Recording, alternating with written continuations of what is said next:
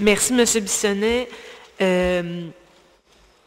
Malheureusement, je ne suis pas certaine que, en tout cas, les faits démontrent que les dirigeants ne sont pas aussi sensibles que vous, les dirigeants de l'organisme. Pour l'instant, il y a 10% de femmes, 10% de femmes sur le conseil d'administration. C'est inacceptable. C'est inacceptable parce que c'est la Ville qui a créé de toute pièce l'organisme. Je ne rappellerai pas pourquoi on a besoin d'avoir des femmes sur des conseils d'administration, parce que vous êtes, comme vous le dites, très sensibilisés. Vous m'avez assuré, M. Bissonnette, que depuis le début, c'est une demande de la Ville à l'organisme.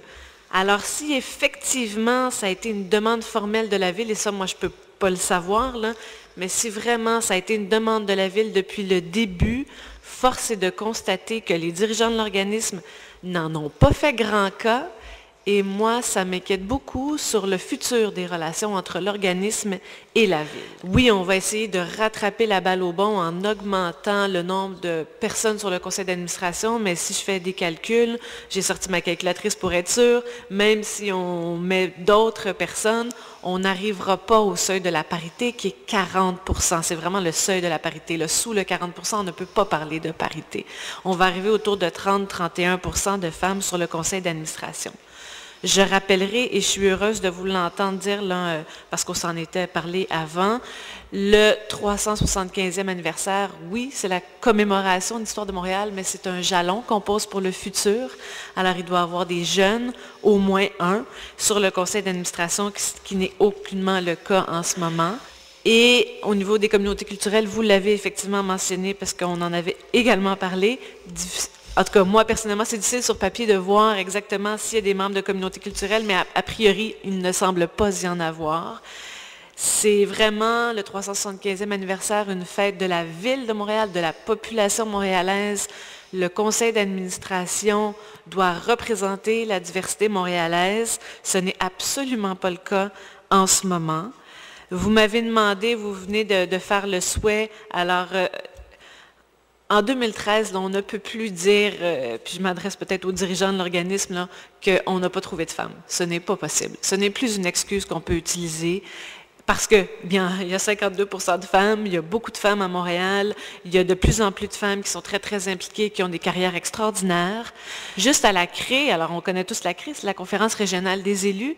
Il y a l'initiative Leadership Montréal, il y a l'initiative des Cravates Roses, qui travaillent autant avec des femmes, des communautés culturelles et des jeunes, justement spécialement sur des conseils d'administration. Et pour le volet jeunesse encore, il y a un groupe qui s'appelle l'Incubateur des jeunes administrateurs de l'Institut sur la gouvernance d'organisations privées et publiques. Et juste dans cet organisme-là, il y a 36 jeunes professionnels, dont 24 femmes, qui sont disponibles. Alors, moi, ce que je souhaite, et vraiment, là, je vous indique ma position personnelle, moi, je ne peux pas accepter le dossier en l'état.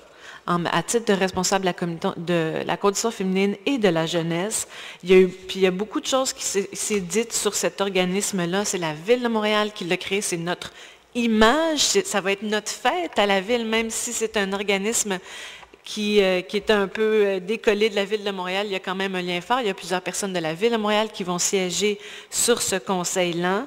Alors moi, pour que je puisse accepter ce dossier-là, il faut que ça soit clairement indiqué dans l'entente avec l'organisme. Que la parité doit être respectée. Puis parité, on parle de minimum 40%. Ça, c'est très clair. Ça doit être dans leur entente. Parce qu'on a vu verbalement, vous l'avez dit, on a essayé de leur imposé, entre guillemets, depuis des mois, voire une année, et ils ne l'ont pas fait.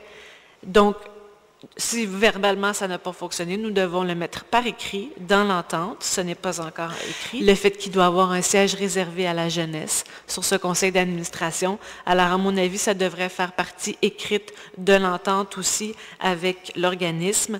Et alors, comment ça peut être écrit ou non dans l'entente, mais à mon avis, c'est fondamental qu'il y ait des membres de communautés culturelles qui siègent à ce conseil d'administration. Alors, en l'état, dans le dossier, avec le manque d'objectifs et vraiment de résultats signifiés à l'organisme par rapport aux membres du conseil d'administration, je ne peux pas voter pour ce dossier aujourd'hui. Oui.